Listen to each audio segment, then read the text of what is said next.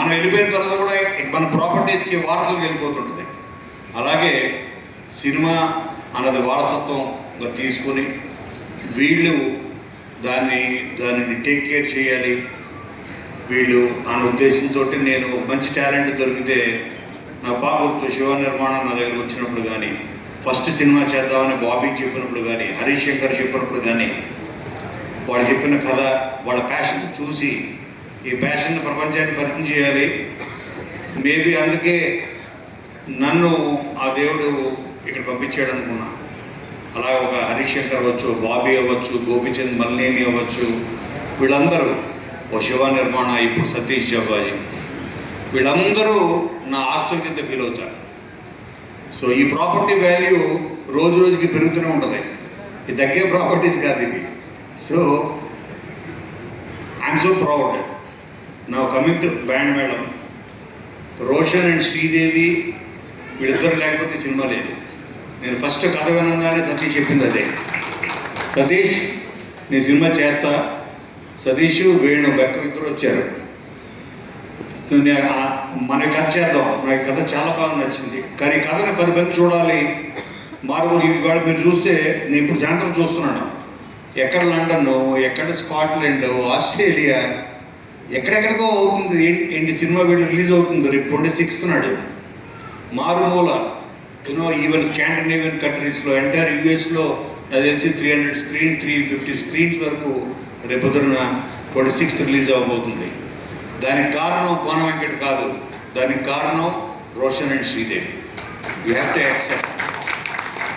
ఎందుకంటే వాళ్ళు కోర్ట్ అన్న మూవీ తోటి వాళ్ళ పెర్ఫార్మెన్స్ తోటి, నాని అన్నవాడు తను చెప్పిన ఒక గొప్ప మాట, మీరు ఈ సినిమా నా కోసం చూడండి, సినిమా నచ్చకపోతే మీరు ఎప్పుడు మళ్ళీ నా సినిమా చూడొద్దు అని చెప్పాడు. చాలా ధైర్యంగా చెప్పాడు.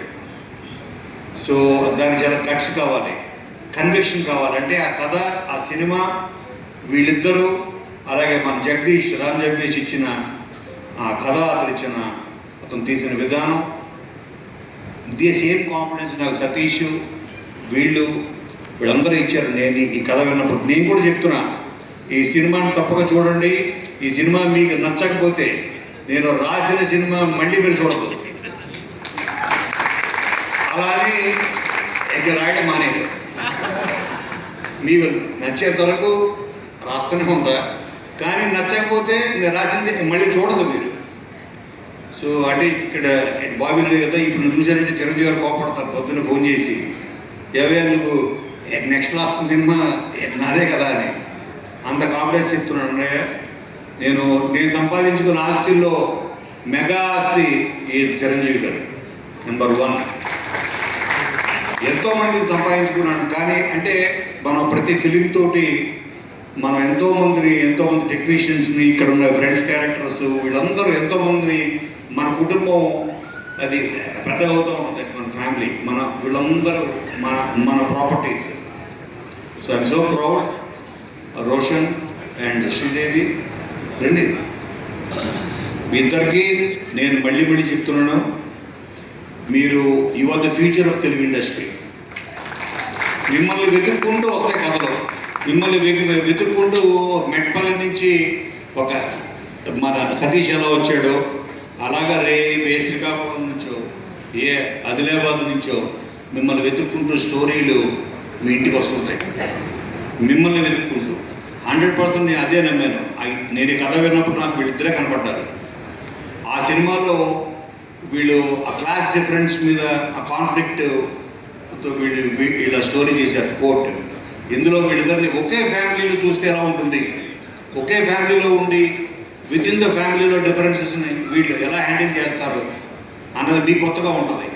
అందుకే అందరూ లాస్ట్ 20 minutes 30 minutes క్లైమాక్స్ అని చెప్పడం కారణం ఏంటంటే, కొన్ని సినిమాలు ఉంటాయి, ఆ సినిమాలో ది ఎండ్ కార్డు పడంగానే, కుర్చీలోంచి లేవగానే ఆ క్షణం మన సినిమాని అక్కడ మనము వదిలేసి పార్కింగ్కి వెళ్ళిపోతాం, మన కారు దగ్గరికో బైక్ దగ్గరికో. కొన్ని సినిమాలు ఉంటాయి మనతో పాటు బైక్ దాకా, కారు దాకా వస్తాయి. కొన్ని సినిమాలు ఇంటి దాకా వస్తాయి. కొన్ని సినిమాలు జీవితాంతం మీ వెంటే ఉంటాయి. ఆ సినిమాయే బ్యాండ్ మేడం. అటువంటి సో ఇంత మెమరబుల్ నీకు ఎవరు గుర్తుండరు.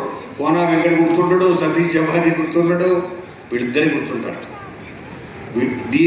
ఇంత మంచి పెర్ఫార్మెన్స్కి నేను